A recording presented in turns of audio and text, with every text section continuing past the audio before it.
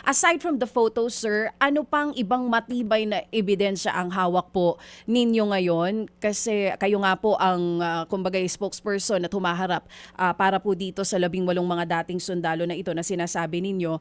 Meron po ba tayong halimbawa, may recorded videos po ba? Meron pa po bang recorded notes na ilalabas soon? Ma'am, yung iba dyan kasi ay it is a still capture of videos, no?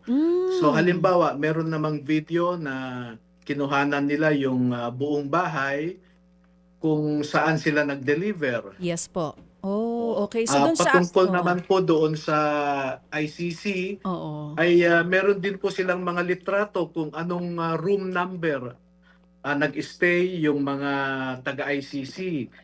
Pati sa loob ng kwarto o Oo, unit oo. ay in-inspect din po nila. Nandun din po sa kanila yung mga Mm, numero mm. ng mga taga-ICC na kanilang sinusundo sa airport Opo, na opo. nanggaling kay mga ganun Yes. po, So no? ibig sabihin, sir, yung iba pala dito sa nasa affidavit, hindi lang siya basta picture, videos po ito na napanood nyo rin po, sir.